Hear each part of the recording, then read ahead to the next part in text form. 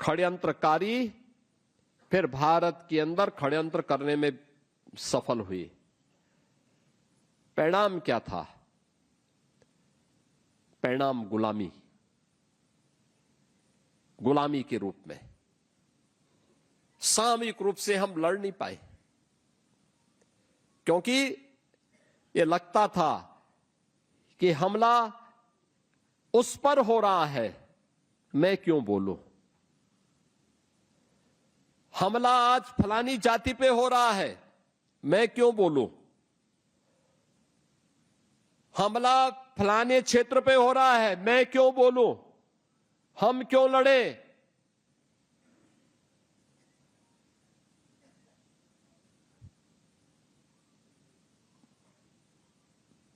दुष्परिणाम सामने आने ही थे। देश गुलाम हो गया। यानी सनातन काल से जो भारत एक भारत था,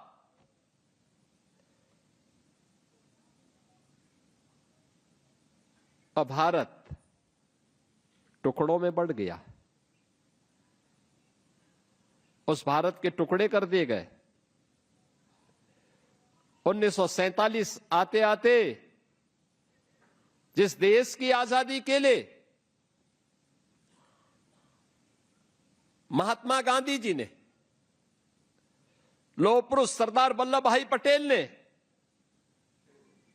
नेताजी सुभाष चंद्र बोस ने, राजगुरु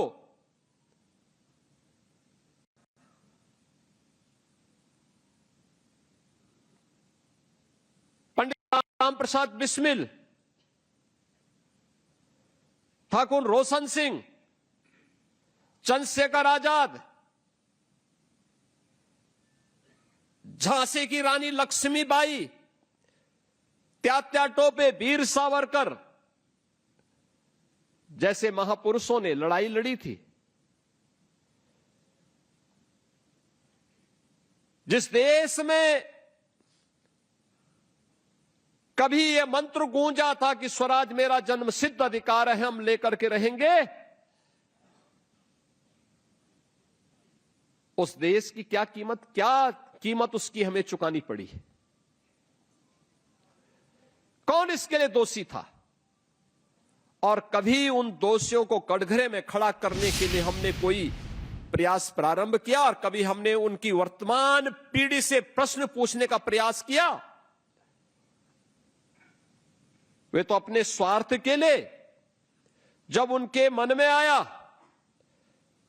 तब देश को क्षेत्र के आधार पर लड़ाते रहे, कभी उत्तर कभी दक्षिण के रूप में, कभी पूरब और कभी पश्चिम के रूप में, कभी हिंदू और सिख के रूप में।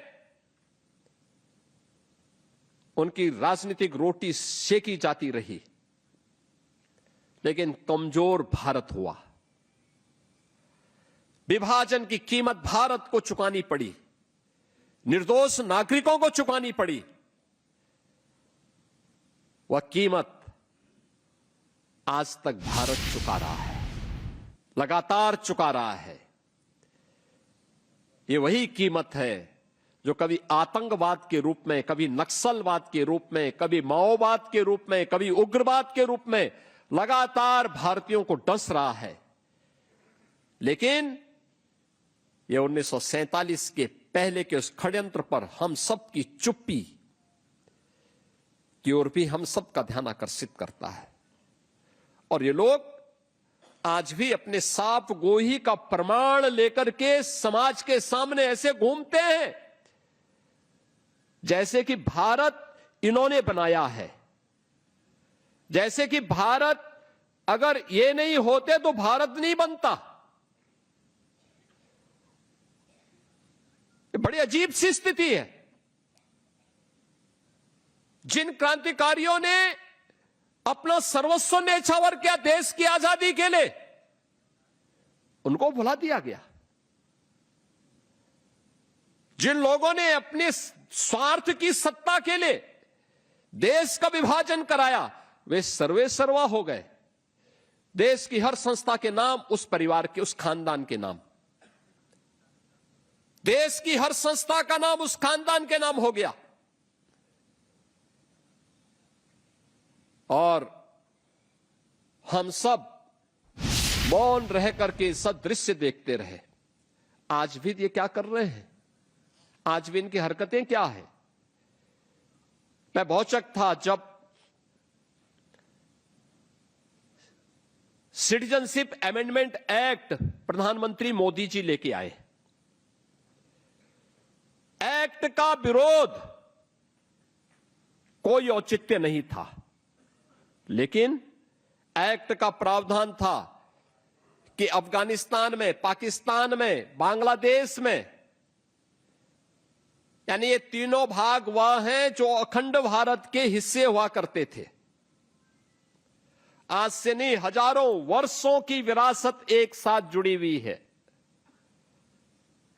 और उसमें प्रावधान था कि इन देशों में कोई हिंदू, कोई सिख, कोई जैनी, कोई बौद्ध, कोई पारसी, कोई ईसाई अगर वहां से निकाला गया है और वह भारत में शरण लिए हुए 5 वर्ष हो गए हैं तो उसे हम भारत की नागरिकता देंगे। इसमें कहीं ये नहीं था कि हम मुसलमान की जमीन लेंगे या कांग्रेस की जमीन लेंगे या समाजवादी पार्टी की जमीन ले लेंगे। ये कहीं नहीं था, एक्ट में कोई प्रावधान नहीं। लेकिन आंदोलन देश के अंदर करने के प्रयास हुए। आपने देखा होगा लखनऊ में भी आगजनी करने का प्रयास हुआ, कानपुर में, मेरठ में, संभल में, अलीगढ़ में, बुलंदशहर में, मुजफ्फरनगर में, सहारनपुर में, जगह जगह करने के प्रयास हुए। तो गनीमत थी कि उत्तर प्रदेश की जनता जनार्दन की कृपा से यूपी में डबल इंजन की सरकार थी। आप सोचो अगर समाजवादी पार्टी की सरकार दुर्भाग्य से रही होती तो दंगों की आग से क्या यूपी उभर पाता? किस प्रकार का नग्न तांडव होता था? और तो उन्हें मालूम था दंगाइयों को कि दंगा की कीमत क्या चुकानी है अब। तो इसलिए वे अपनी मनमर्जी से कर नहीं पाए, लेकिन उनके दुस्साहस से बताते थे। और मैं ये नहीं समझ पा रहा था कि ये विरोध क्यों कर रहे हैं। हम पूछते थे विरोध का कारण क्या है। अगर कोई विस्थापित हिंदू को, विस्थापित सिख को, विस्थापित बौद्ध को, विस्थापित जैन को, विस्थापित पारसी को भारत सरकार अपनी लैंड दे करके उसको बसाना चाहती है और नागरिकता देना चाहती, तो आपको परेशानी क्या हो रही है? लेकिन विरोध किया गया और उस विरोध को कौन मजबूती से पीछे से पुशअप कर रहा था? कांग्रेस, समाजवादी पार्टी। इनका वो चेहरा भी तो आपने देखा होगा। यानी ये वास्तविक दोषी हैं 1947 के विभाजन के भी और 1947 के कत्लेआम के भी। अगर उस समय मोदी जैसा प्रधानमंत्री होता तो भारत का कोई बाल बांका नहीं कर पाता। लौह पुरुष सरदार वल्लभ भाई पटेल जैसा प्रधानमंत्री होता तो भारत की एकता को कोई खंडित नहीं कर पाता। लेकिन इन कांग्रेसियों की बुजदली का दुष्परिणाम क्या था कि देश को इसकी कीमत चुकानी पड़ी। और सीए के दौरान भी इनका एक चरित्र आप सबने देखा होगा।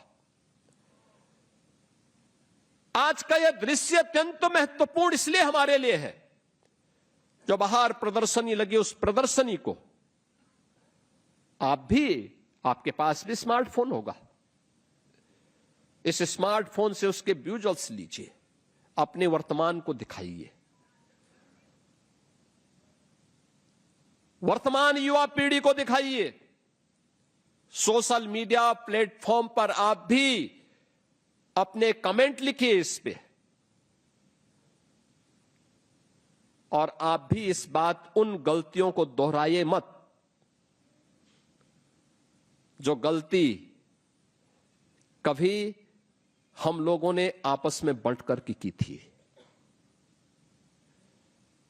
हमारी व्यक्तिगत पहचान, हमारे नातेदारी, रिश्तेदारी, पारिवारिक संबंधों के लिए हो सकती है, लेकिन हमारी एक पहचान होनी चाहिए और वह एक भारतीय के रूप में, एक भारत के कर्तव्यनिष्ठ नागरिक के रूप में। यह हमारा एक सामूहिक दायित्व बनता है कि हम सब अपनी उस पहचान को बनाएं, उस पहचान के साथ हम आगे बढ़ें, अन्यथा आपस में हमारा ये विभाजन, यह उन तत्वों को जो भारत को कमजोर करना चाहते हैं, उनको मजबूती प्रदान करता है। हमारा आपसी विभाजन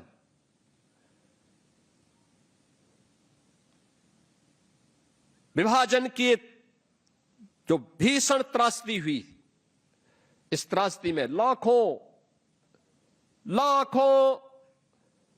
हिंदू, सिख, बौद्ध, जैनी, ये सभी लोग जो भारत के मूल नागरिक थे, इन लोगों को अपने घरों से बेघर होना पड़ा।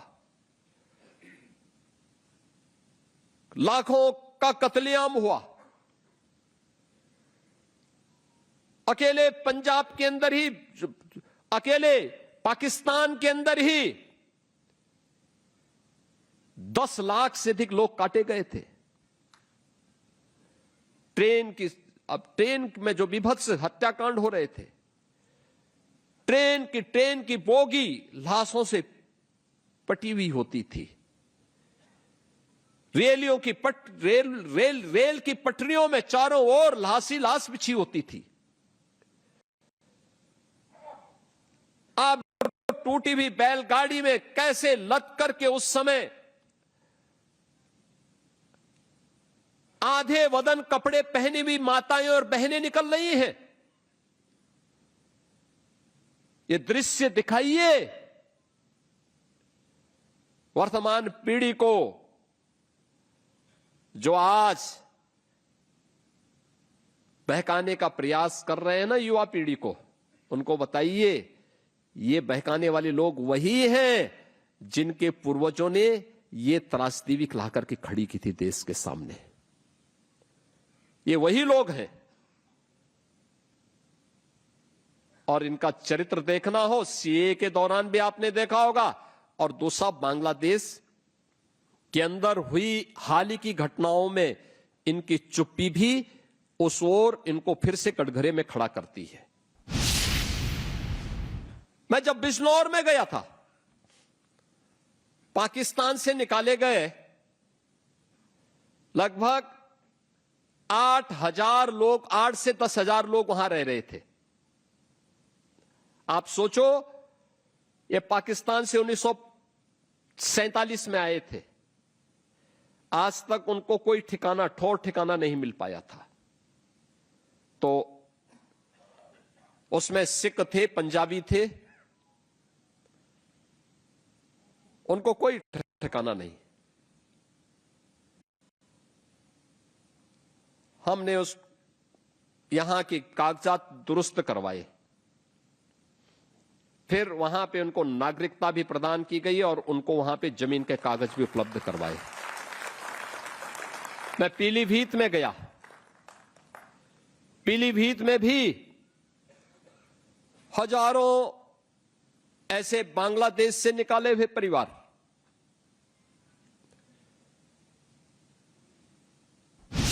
उनके कागजात हमने दुरुस्त करवाए, फिर उनको जमीन के कागज भी उपलब्ध करवाए और उनको नागरिकता भी प्रदान करवाई। लखीमपुर खीरी लगभग, अगर हम उसकी पूरी संख्या परिवार आज के सदस्य के हिसाब से देखें तो ये संख्या लगभग होगी 16,000 के आसपास, 16,000 के आसपास। ये भी बांग्लादेश से निकाले गए सभी पीड़ित हिंदू, बौद्ध, ये लोग थे। इन लोगों को फिर वहां पे हम लोगों ने वहां पे भी उनको नागरिकता प्रदान की। रामपुर के अंदर पाकिस्तान से निकाले हुए सिख हैं,